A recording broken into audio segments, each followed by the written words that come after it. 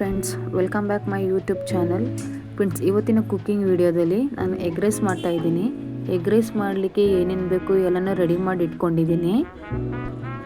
6 ರಿಂದ 7 ಮೊಟ್ಟೆ ತೊಗೊಂಡಿದ್ದೀನಿ. ಈರುಳ್ಳಿ, ಕ್ಯಾಪ್ಸಿಕಮು, ಟೊಮೆಟೊ ಮತ್ತು ಹಸಿಮೆಣಸಿನ್ಕಾಯಿ ಎಲ್ಲನೂ ಸಣ್ಣದಾಗಿ ಹಚ್ಚಿಟ್ಕೊಂಡಿದ್ದೀನಿ. ಇವಾಗ ಇದೆಲ್ಲನೂ ಫ್ರೈ ಮಾಡ್ಕೊಳ್ಳೋಣ.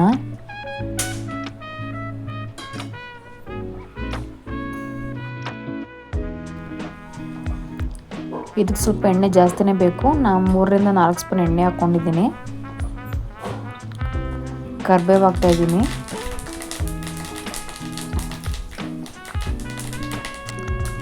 ಸಣ್ಣದಾಗಿ ಹಚ್ಚಿಟ್ಕೊಂಡಿರೋ ಹಸಿಮೆಣಸಿನ್ಕಾಯಿ ಹಾಕೋತಾ ಇದ್ದೀನಿ.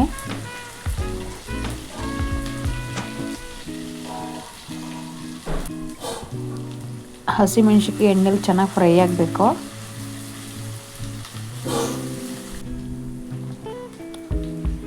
ಇವಾಗ ಈರುಳ್ಳಿ ಹಾಕ್ಕೋತಾ ಇದ್ದೀನಿ. ಈರುಳ್ಳಿ ಕೂಡ ಚೆನ್ನಾಗಿ ಫ್ರೈ ಆಗಬೇಕು.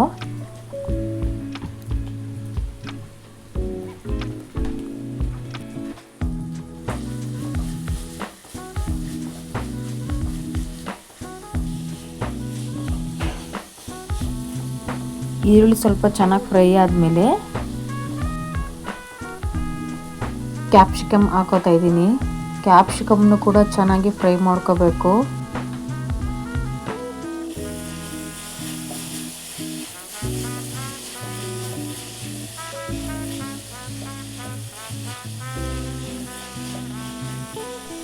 ಕ್ಯಾಪ್ಸಿಕಮ್ ಫ್ರೈ ಮಾಡಿದ ನಂತರ 1 ಸ್ಪೂನು ಶುಂಠಿ ಬೆಳ್ಳುಳ್ಳಿ ಪೇಸ್ಟ್ ಹಾಕೋತಾ ಇದ್ದೀನಿ.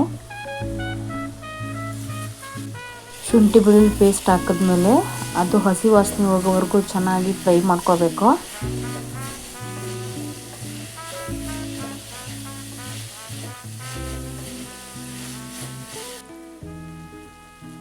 ಇವಾಗ ಟೊಮೆಟೊ ಹಾಕೋತಾ ಇದ್ದೀನಿ. ಟೊಮೆಟೊನೂ ಕೂಡ ಸ್ವಲ್ಪ ಸಾಫ್ಟ್ ಆಗಂಟ ಫ್ರೈ ಮಾಡ್ಕೋಬೇಕು.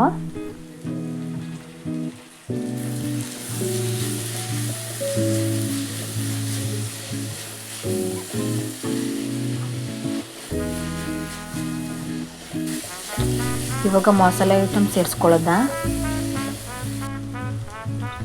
ಅರ್ಧ ಸ್ಪೂನಷ್ಟು ರೆಡ್ ಚಿಲ್ಲಿ ಪೌಡ್ರು, ಅರ್ಧ ಸ್ಪೂನಷ್ಟು ಧನಿಯಾ ಪೌಡರ್, ಅರ್ಧ ಸ್ಪೂನ್ ಪೆಪ್ಪರ್ ಪೌಡರ್, 1/4 ಸ್ಪೂನಷ್ಟು ಗರಂ ಮಸಾಲ,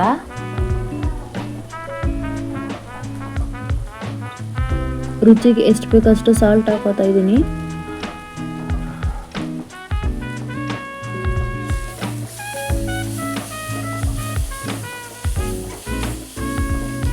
ಒಂದು ಸ್ಪೂನಷ್ಟು ಸೋಯಾ ಸಾಸ್ ಹಾಕೋತಾ ಇದ್ದೀನಿ. ಮಸಾಲೆಗಳೆಲ್ಲ ಹಸಿ ವಾಸನೆ ಹೋಗೋಗಂಟ ಫ್ರೈ ಆಗಬೇಕು. ಫ್ರೈ ಆದ ನಂತರ ಮೊಟ್ಟೆ ಹಾಕೋತಾ ಇದ್ದೀನಿ. ಮೊಟ್ಟೆ ಹಾಕೊಂಡ್ಮೇಲೆ ಗ್ಯಾಸ್ನ ಲೋ ಫ್ಲೇಮಲ್ಲಿ ಇಟ್ಕೊಂಡು ನಿಧಾನವಾಗಿ ಫ್ರೈ ಮಾಡಬೇಕು ಅದನ್ನು.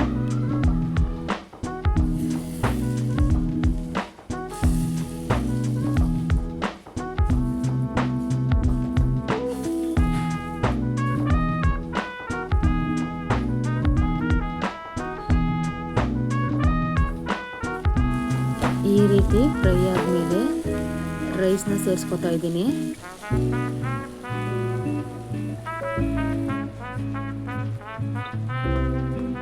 ರೈಸ್ನ ಕೂಡ ಲೋ ಫ್ಲೇಮಲ್ಲೇ ಫ್ರೈ ಮಾಡ್ಕೊಬೇಕು.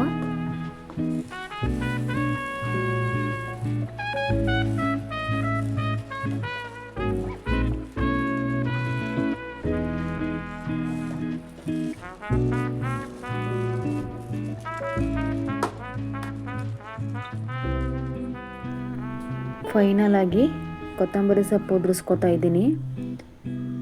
ಕೊತ್ತಂಬರಿ ಸೊಪ್ಪು ಉದುರಿಸ್ಕೊಂಡ್ಮೇಲೂ ಒಂದ್ಸಲ ಮಿಕ್ಸ್ ಮಾಡ್ಕೊತಿದ್ದೀನಿ.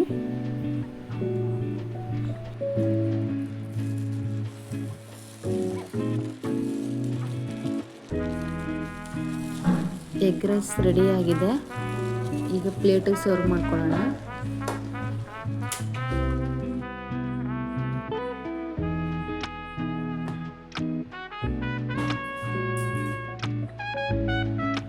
ಫ್ರೆಂಡ್ಸ್, ಇವತ್ತಿನ ಕುಕಿಂಗ್ ವಿಡಿಯೋದಲ್ಲಿ ಎಗ್ ರೈಸ್ ರೆಸಿಪಿನ ಶೇರ್ ಮಾಡ್ಕೊಂಡಿದ್ದೀನಿ. ಮತ್ತೆ ಬೇರೆ ಕುಕಿಂಗ್ ವಿಡಿಯೋವೊಂದಿಗೆ ಸಿಗ್ತೀನಿ.